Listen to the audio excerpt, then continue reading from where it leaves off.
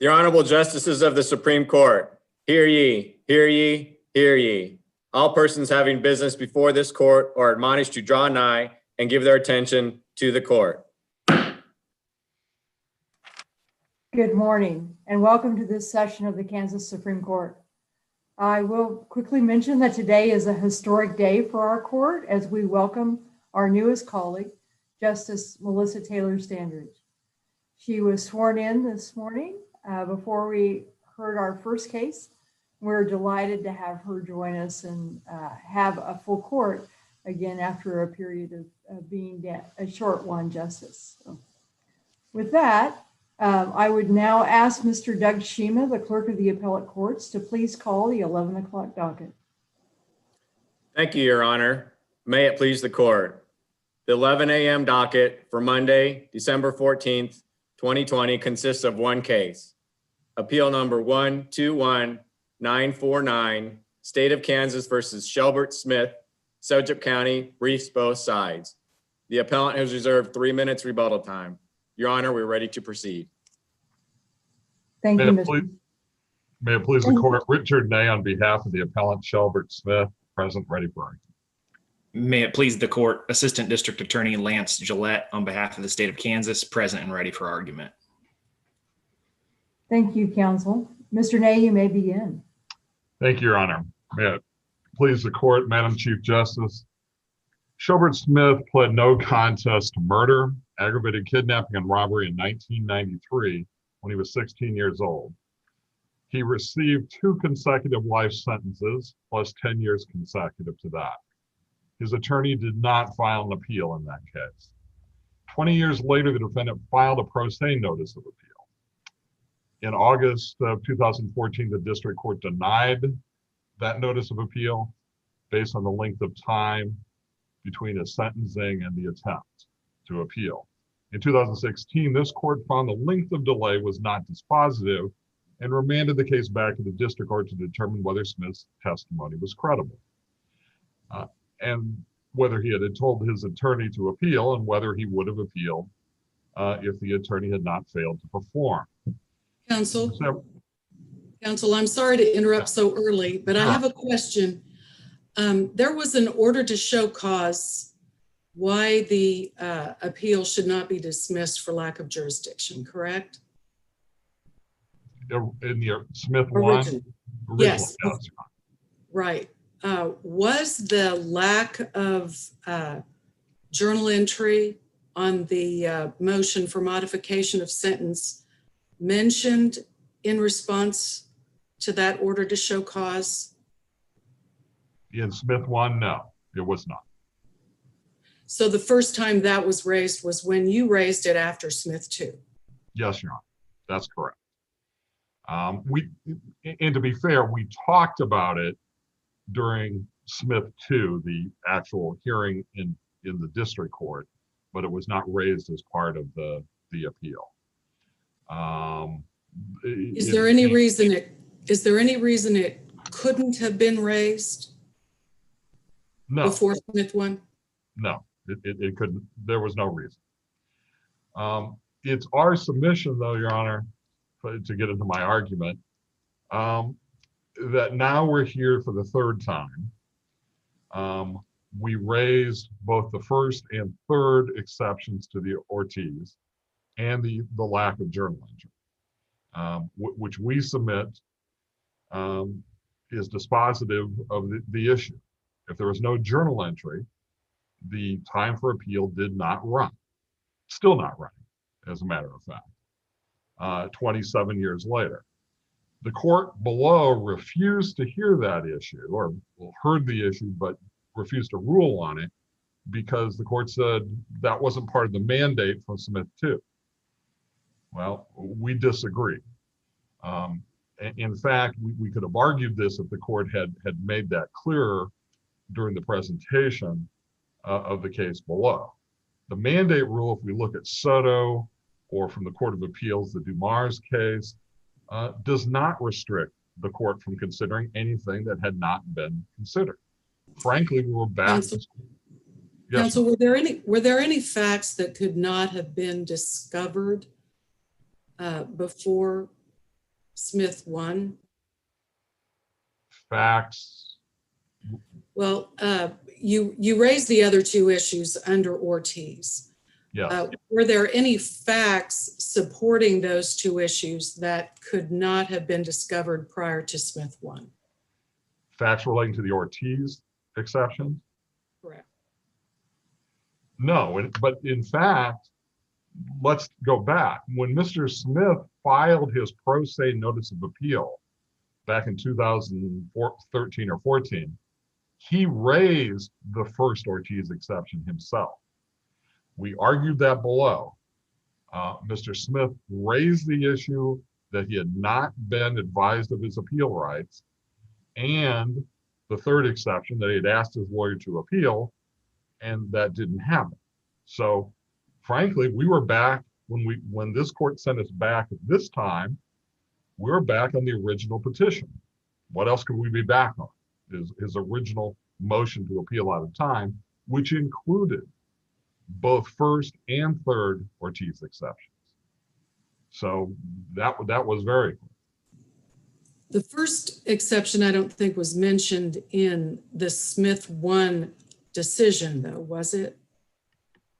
I don't believe so, Your Honor. And I wasn't the attorney either in the district court or the appeal on that, but I don't think the first exception was raised, but that was what was before the court. When Judge Waller ruled on this in Smith 1, the first time at bat, he ruled only saying it's been too long, period. We're done. So that suddenly the first exception did not go away. It was always part of the petition. But it was not raised on appeal that the judge erred by not reaching that? Or was it just more generic that the judge erred by not reaching anything in any substance? It was really, and again, I wasn't counsel on that, but the Smith 1 decision just dealt with Judge Waller's determination, it's too long. So Judge Waller didn't reach really much of the petition at all. There was not really an evidentiary hearing to the extent that we had in Smith 2 and now Smith 3. And Mr. Ney, and going back to the record in this case, the appeal from Judge Waller's decision was filed on December 18th, 2014. And correct me if I'm wrong, and I know you weren't counsel, but the appeal only addressed the third exception. So the appeal that was filed only addressed, and so I think that maybe explains why Smith 1 didn't address the first exception. I think that's correct, Your Honor. At that point, Mr. Smith maintained both the first and second exception, but his counsel below dealt really with the third exception, and the appeal was from Judge Waller's ruling on that. We would state that, of course, if there's no journal entry, as would be required, then this didn't run. And the state is making the claim, well, the minute sheet acted as the journal entry. But the judge checked on the minute sheet that there would be a journal entry created. We got a stipulation from now Judge David Kaufman, who was the prosecutor, and his stipulation was clear that he was never aware that this had ever been ruled on. And I think even as we look at that there's no journal entry goes to the issues indeed in the claim on the third exception. How is an individual supposed to know when to appeal if there's no journal entry? And remember, this is back in the dinosaur age that I was practicing in when the callbacks existed. So you'd have these rulings take place, and the notice of appeal had to be filed within 10 days of the ruling. It wasn't 10 days from sentencing as it is now, so that's a pretty clear number, or 14 days. It was 10 days from the ruling. And if you didn't know when the ruling was, how could you know when to file a notice of appeal in time? But that's what we're putting on Mr. Smith, in fact, in this. Was there any evidence submitted that defense counsel did not know of the ruling? I think there was, yes. No one was present. We agreed, the state and defense agreed that no one was present. There was no hearing, in other words. The judge just ruled. Judge Kaufman, who was again prosecutor at the time, said he was unaware of this. If the Judge Kaufman didn't get the journal entry, then why would we assume defense counsel got it? There's just no reason to believe that. So but the defendant had the burden to prove that notice was not received, correct? Well, no, Your Honor, because G would say if there's no journal entry, it's not a ruling. So even if I know, if you look at the G case, there still has to be a journal entry for the time to start running. The time does not start running just because you may know. But we believe we proved that the defendant, who's a 16-year-old kid sitting in prison, would not know. There was no showing that anybody was served with this minute sheet because there was no journal entry. Judge Kaufman, by stipulation, would have testified he never knew about it, or he would have created a journal entry. So we know he didn't know. So I don't know how we expect the kid sitting in prison to know. Do you think there's any significance in the fact that that wasn't raised after the order to show cause was issued before Smith won? No, I don't believe so. Why? Because in 2014, Mr. Smith filed the notice of appeal.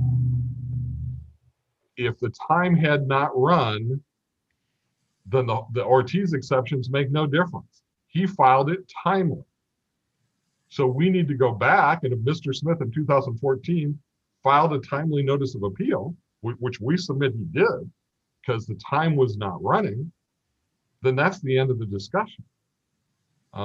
It's not something he has to reassert a second time that, oh, by the way, there was no journal entry, so this is fine. To reassert it, he filed a valid notice of appeal in 2014. That's our position. And again, I want to make it clear, the state never objected to hearing this issue.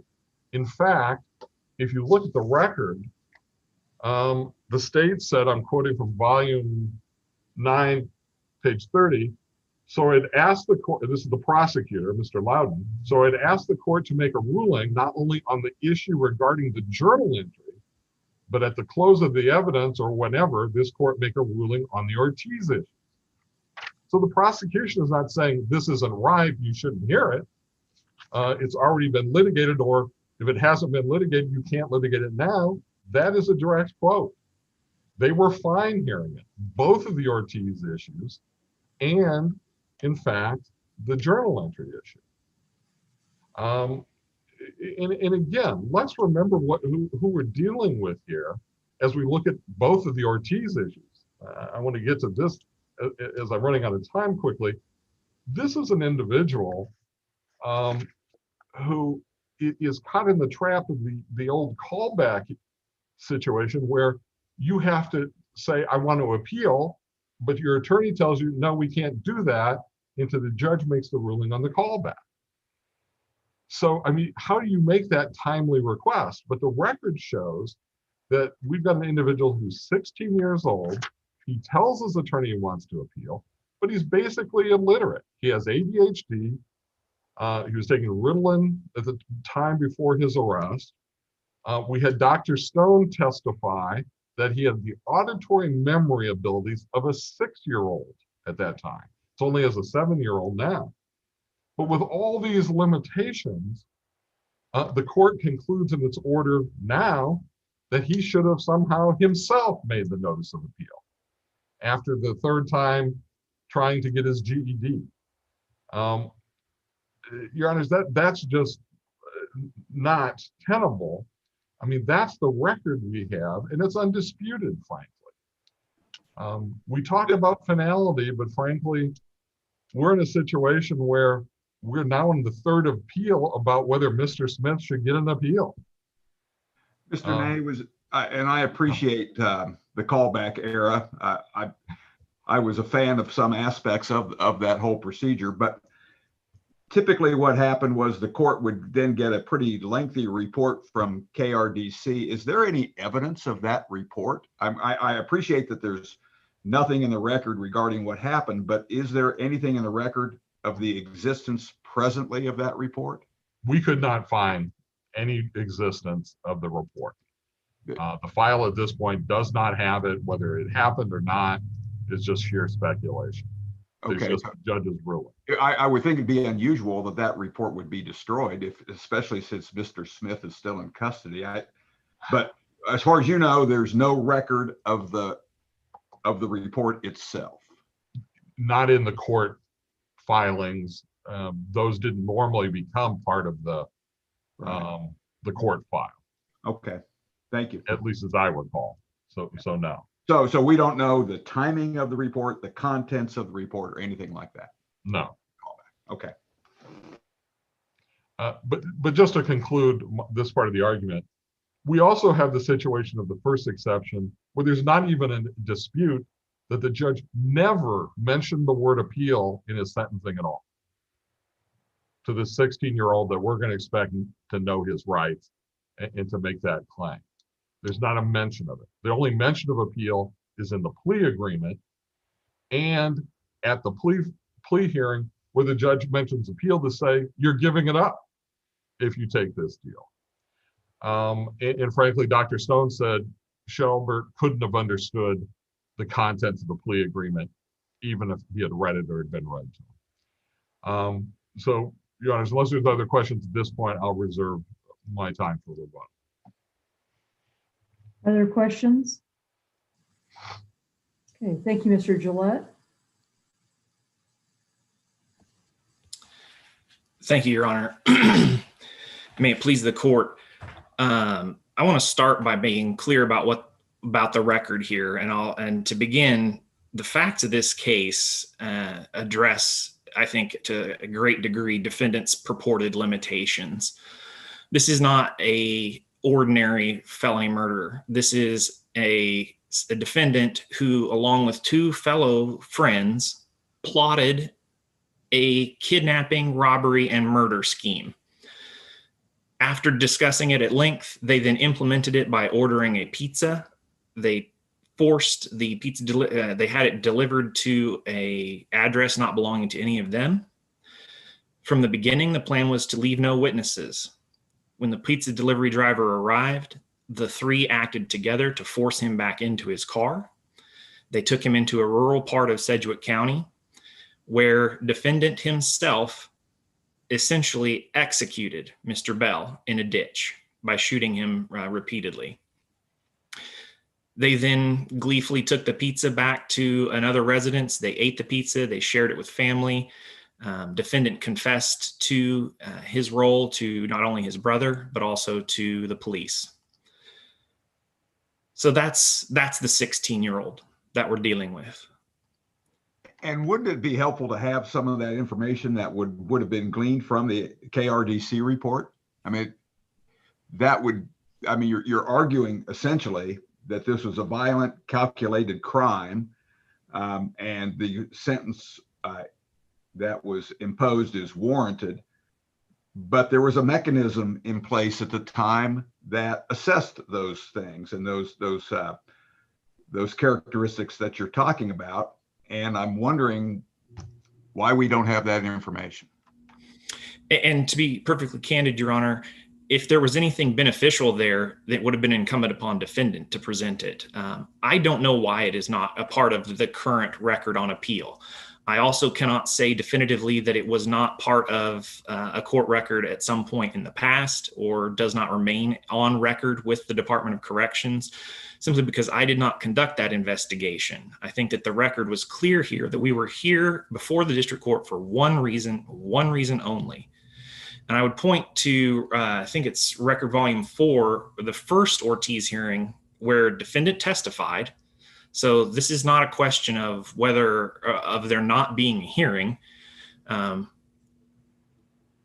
He was asked directly Essentially, he was asked, "What I hear you saying is you knew you had a right to appeal.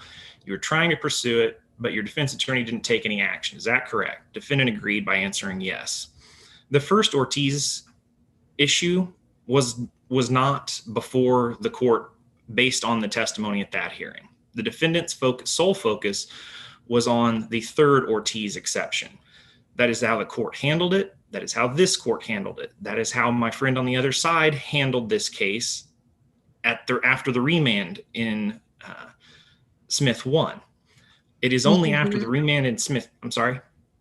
You can finish your thought if you want. I have a question now. Okay. It is only after the remand in Smith 2 where the writing became pretty clear on the wall that defendant was not going to be found credible because his claims were completely incredible. Okay, Mr. Gillette, first, is there a deadline for a defendant to raise an issue that there's been no journal entry filed? Is there I think so. This touches on my argument regarding latches, and at some point there is a realistic, fact-based deadline. We can't just let a matter rest indefinitely. So what would that deadline be? I mean, is there case law? Is there a statute, a regulation? How would we pick that deadline? I think that would become a fact-specific inquiry. And to the extent that this inquiry can be conducted now, because I believe Judge Sirios, while not taking up the issue, purported to make some alternative finding or at least some mention of the issue. I suppose that if this court were to assume those facts were sufficient to consider an issue of latches or some other preclusory doctrines, that if the court is to do that based on the evidence that's in the record now, I think that the defendant must fail. I think that the issue is clear. He knew that he could have and should have filed a notice of appeal at the 130-day mark, regardless of what happened. That was a firm, fast deadline that was available. Now, if there are additional, sorry. Okay, so I want to direct your attention to the Dumars case that Appellant's counsel brought up. And it's talking about that a district court may address issues necessary to resolve issues that are left open by the mandate. Mm-hmm. Would this fit this whole issue about the lack of journal entry? And of course, going along with that, even the minute sheet, there's no evidence in the record that it was delivered to anyone. Would this fit that exception there, that a district court can address an issue necessary to resolve an issue left open by the mandate?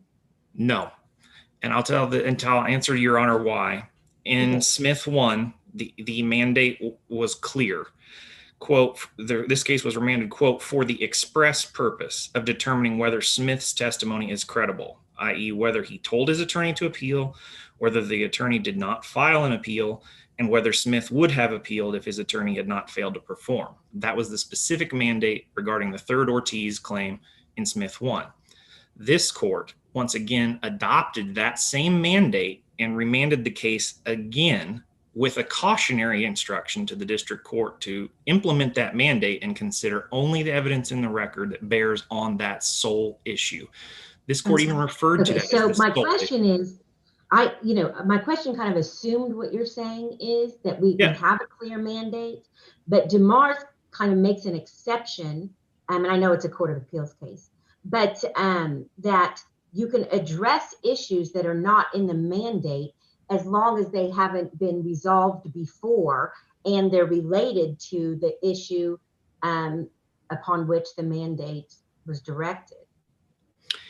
I don't think that Dumars fuzzies the mandate rule that far. I think that the mandate rule is clear here that when we have a specific, unambiguous mandate, that the district court not only should implement it, but must implement it. The only exception that Dumars talks about is if something is necessary for resolution of the case. When we have a sole issue and a very clear, unambiguous remand, there is no room to find a basis to expand it and find that there's another issue that's necessary to resolve the sole issue that's before the district court. Why do you believe this is an unambiguous mandate? The mandate is basically reversed and remanded with directions to assign to a different judge. Why is that any more specific than the situation in Soto? Beg your pardon, Your Honor. Give me 1 second. It's more specific because this is not simply a reverse and remand in Soto. Soto was reversed and remanded for resentencing, and what came up there was a late-breaking fact of a potential Brady violation that was necessary to be addressed before the district court could implement this court's broad remand to resentence.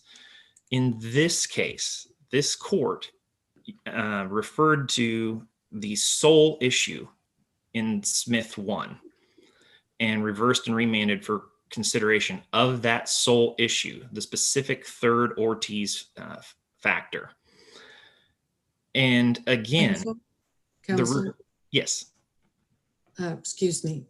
Do the Ortiz issues even matter if Mr. Ney is correct and his notice of appeal was timely because of the journal entry problem?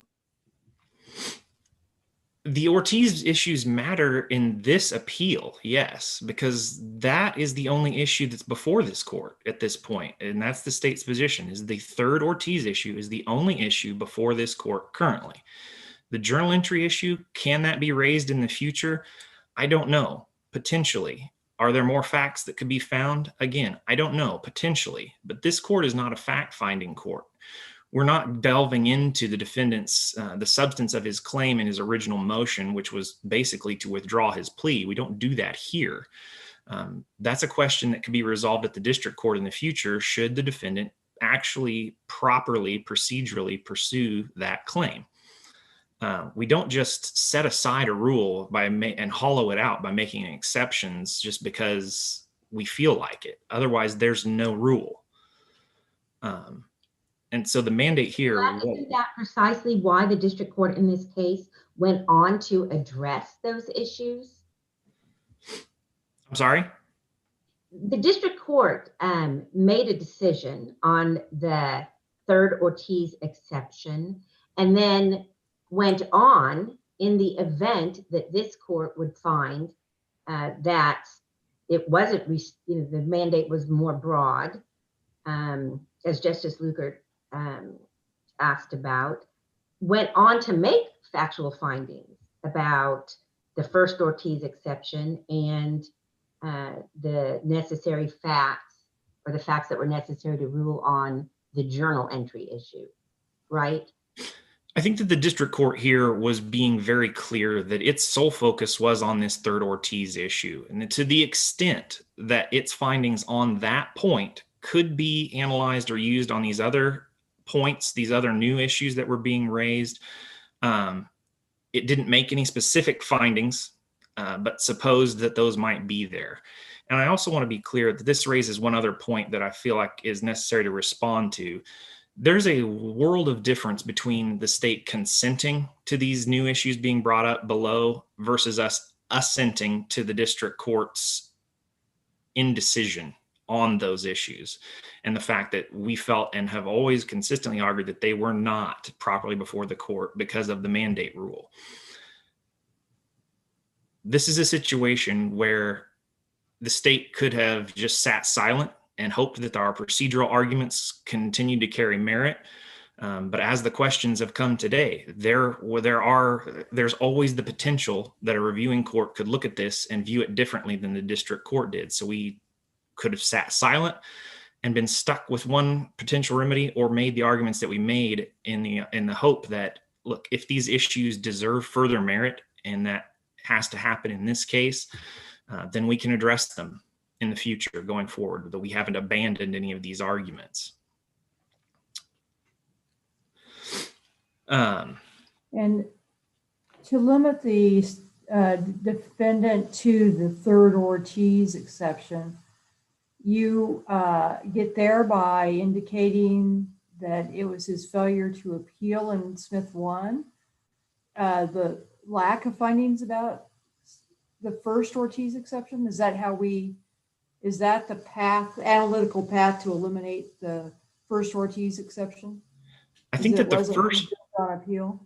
I think the first step would be to consider the transcript of that hearing where the defendant limited himself to the third Ortiz factor, and then we can go forward from there. That first Ortiz factor, he didn't try to breathe new life into it in his first appeal. He didn't try to breathe new life into it in his second appeal to this court. It is only this fourth time after, as I mentioned, the writing was on the wall that his testimony was not credible, that he decides to try to pivot to a new issue where he might be able to gain relief. And again, he can try to make those new issues in a procedurally appropriate manner, but this appeal is not it. This court's clear and unambiguous remand in Smith 2 did not leave room for him to make these claims. Again, there were no facts that were undiscoverable at the time of Smith 1. There were no facts undiscoverable at the time of Smith 2. There is no reason that these claims should not have been made before. Let's see. Then I noted one other question was whether there was evidence that Opperman, the defense attorney in this case, did not know of the ruling. And no, the record is replete of any evidence that he did or did not know of that ruling. It's because he has passed away and the defendant waited 20 years to bring his claim. It's placed the state at a procedural and factual disadvantage, but one that we're willing to deal with in the appropriate circumstances. And raising these new issues now after a remand for explicit findings regarding only the third Ortiz factor, that's not the time to do this. And if there are no further questions, I'm more than happy to answer any of this court's further questions, obviously. But I guess I'd leave this with one note. The Dumars and Soto remands were broad. The remand here was not. It was not broad. It was not unambiguous. And the district court implemented it. And the defendant is not entitled to relief under the third Ortiz factor. And I would ask this court to deny him that relief, as well as to not consider the additional issues he has attempted to raise. Should those issues be considered, at most, I suppose another remand would be in order, but we don't feel that that's necessary. Thank you, Your Honors. Thank you, Mr. Gillette. Mr. Ney, you reserve 3 minutes. Thank you.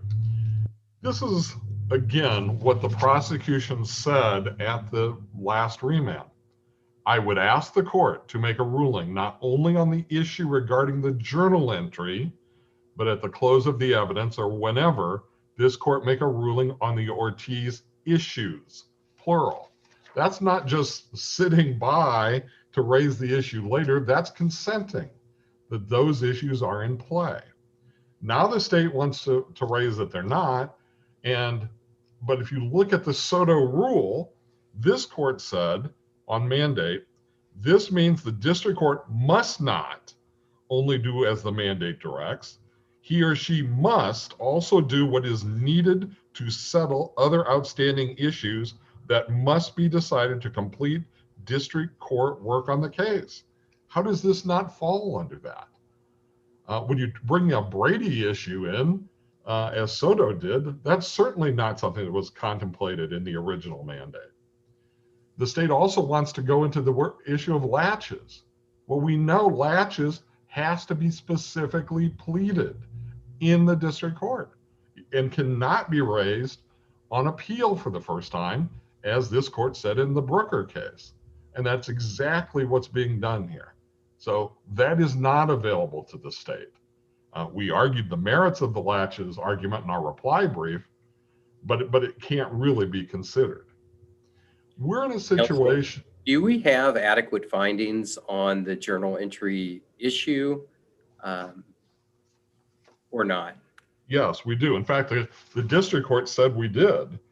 The district court said, and this is our footnote 2, the district court said, if this court is wrong about the mandate and the mandate encompasses this issue, the relevant facts needed to resolve this issue are not in dispute. And they're not, in fact. The court ordered a journal entry. It did not allow the minute order to stand for his ruling and ordered the state to prepare a journal entry. And none was done.